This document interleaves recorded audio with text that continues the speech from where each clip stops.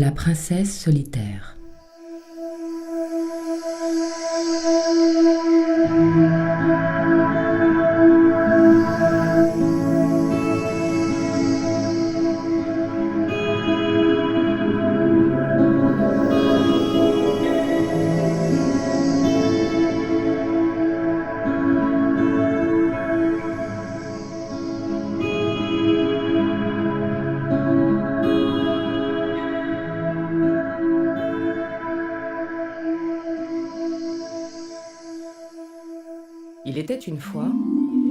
Il était une fois une princesse qui vivait dans un pays lointain. Elle était jeune et belle, mais terriblement solitaire. En effet, la pauvre avait été ensorcelée dès le berceau par de méchantes sorcières et vivait depuis dans un monde à part, ne pouvant ni voir ni entendre ses semblables, excepté son père et sa mère. Dans son malheur, elle pouvait tout de même s'adresser aux fleurs et aux oiseaux, dont le langage lui était familier. Les parents de la princesse étaient très inquiets, car elle était désormais en âge de se marier. Le roi, son père, se faisait vieux et s'inquiétait de jamais n'avoir de gendre pour lui succéder. Seulement, pas un prince aux alentours ne souhaitait plus s'aventurer auprès de la belle, car bien que sa très grande beauté fût connue dans tout le pays, on lui prêtait le vilain défaut de ne pas daigner jeter le moindre regard aux prétendants, ni seulement leur dire un mot. Et en effet, elle ne les voyait ni ne les entendait, à cause de ce maléfice jeté sur elle enfant. Si bien qu'en sa présence, on se sentait devenir tout petit comme une souris. Pour un jeune prince, qu'on puisse l'ignorer ainsi était extrêmement vexant. Et puisque tous ignoraient qu'elle était victime d'un sort, il repartait très en colère pour ne jamais plus revenir.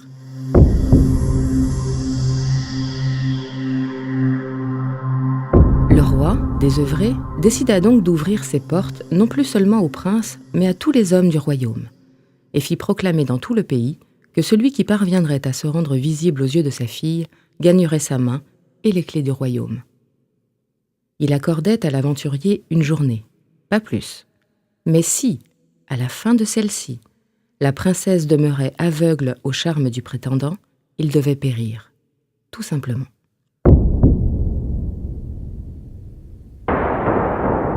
À l'annonce du roi, tout le pays fut en émoi. On se pressa aux portes du palais afin de tenter sa chance. Jeunes gens impétueux, vieillards échevelés, idiots du village, médecins et notables, riches et pauvres, on raconte même qu'il y aurait eu une femme déguisée en homme. Alors tout le royaume sombra dans une très grande misère. Les jours se succédaient, lugubres et terribles. Et le soir venu, on entendait au loin les cris des malheureux dont on ôtait la vie dans la cour du château. Les femmes pleuraient leurs fils, leurs frères ou leurs époux, et le pays fut bientôt déserté de tous ces hommes. Les champs laissés en friche, les forges à l'abandon. Les femmes restaient seules avec les enfants et devaient accomplir le double de travail. Ainsi, lentement, le pays tomba en ruine.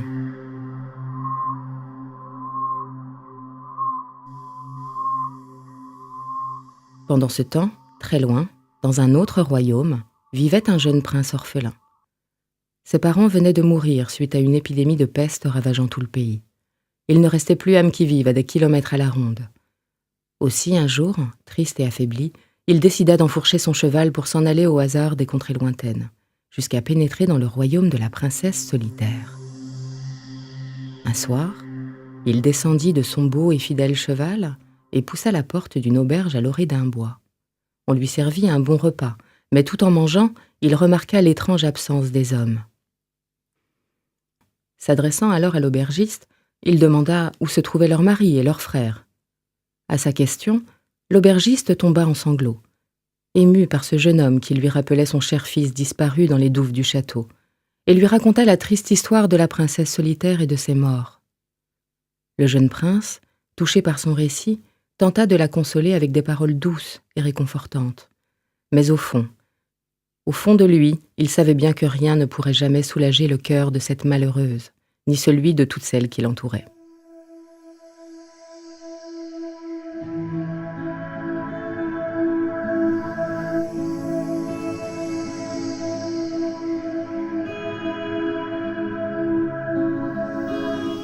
Au même moment, la princesse, toujours murée dans son silence, arpentait les allées du château animée d'un étrange sentiment.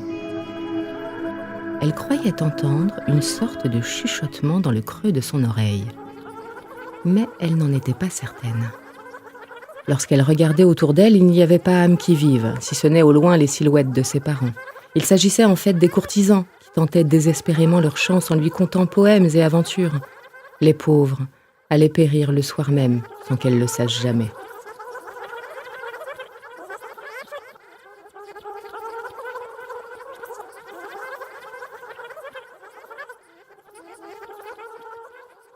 Au petit matin, le prince décida de tenter lui aussi sa chance afin de sauver le pays. Il alla trouver l'aubergiste et lui confia son projet. Elle en fut toute retournée et tenta de le faire changer d'idée. Puis, voyant qu'elle n'arrivait à rien, elle lui murmura un secret dans le creux de l'oreille. On raconte que dans les douves du château vit une petite fée emprisonnée depuis très longtemps par de vilaines sorcières. Celles-là même qui ont jeté le mauvais sort à la princesse.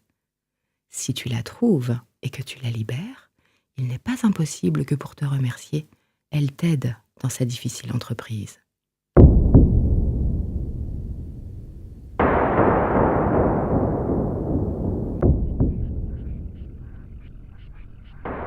Le jeune homme partit tôt le matin, confiant son bel étalon à l'aubergiste et alla se cacher jusqu'à la fin du jour, dans un buisson, tout près de l'entrée du château. À la nuit tombée, il se glissa dans les douves pendant le changement de tour de garde. Le froid le saisissait, l'obscurité lui cachait jusqu'à ses souliers.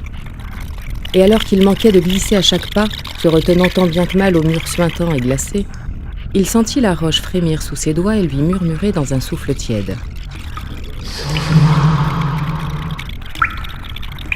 Tout d'abord, il crut avoir rêvé, mais un second souffle lui caressa le visage. Alors, à tâtons dans le noir, accroupi dans le froid, il prit son coutelas et gratta pour voir ce qu'il en était.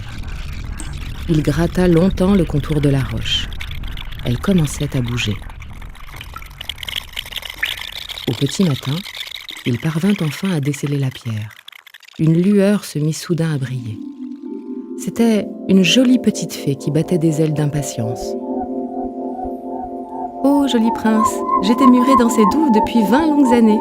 Tu m'as libérée de ces méchantes sorcières. Je veux te remercier. Dis-moi ton souhait, je l'exaucerai sans tarder. » Le prince n'hésita pas une seconde. Il aurait pourtant pu demander que la peste disparaisse de son pays, que ses parents reviennent sur terre auprès de lui. Il se sentait si seul. Mais il avait fait une promesse. Et les larmes aux yeux, il demanda à la petite fée de l'aider à se rendre visible auprès de la princesse du royaume. « C'est tout ?» s'exclama la fée en virevoltant et en laissant s'échapper de sa jolie bouche un petit rire cristallin.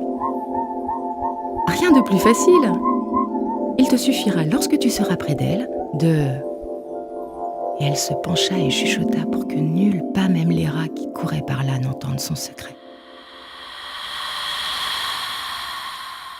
Le prince se présenta dans la grande salle du château et demanda audience au roi qui le reçut avec son épouse et ce qui restait de ses ministres et de ses pages. Le roi écouta le jeune homme soumettre sa requête et soupira longuement en disant d'une voix lasse : « Quelle bêtise ai-je commis en enjoignant mon peuple à une telle folie. Personne ne pourra jamais sauver ma fille, et mon royaume se meurt à cause de moi.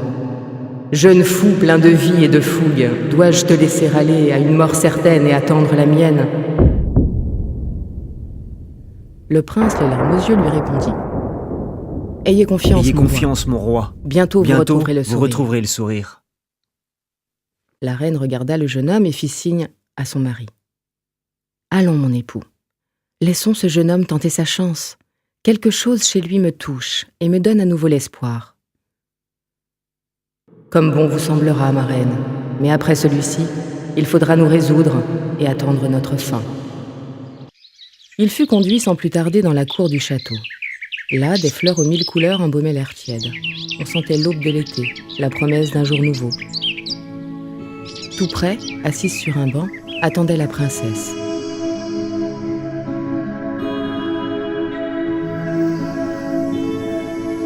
Il s'approcha, la salua et vint s'agenouiller devant elle en la fixant droit dans les yeux. C'est que la petite fée lui avait recommandé de scruter la belle jusqu'à retrouver le chemin de son âme. Ainsi, elle pourrait peut-être refaire surface et ouvrir les portes de ce monde. Seulement, pour cela, il ne devait pas la quitter du regard, même si cela devait durer toute la journée. Les minutes, les heures passèrent ainsi. Le prince, ankylosé, commençait à avoir mal aux genoux et à se sentir fatigué, mais il n'avait d'yeux et de pensée que pour la princesse.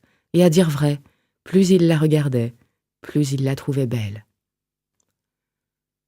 Cependant, le soleil commençait à décliner, et le roi des fenêtres du château, voyant ce spectacle déconcertant, commençait à s'inquiéter. Quel jeune homme étrange! Est-ce ainsi qu'il compte y arriver sans même bouger un sourcil? Pendant ce temps, dans le cœur de la princesse, se produisaient déjà des choses bien curieuses. Elle se sentait toute chose et toute troublée. Autour d'elle, les oiseaux s'agitaient d'une façon inhabituelle et chantaient gaiement. Soudain, elle se sentit légèrement différente. Sa main était bouillante et une étonnante chaleur gagna son cœur.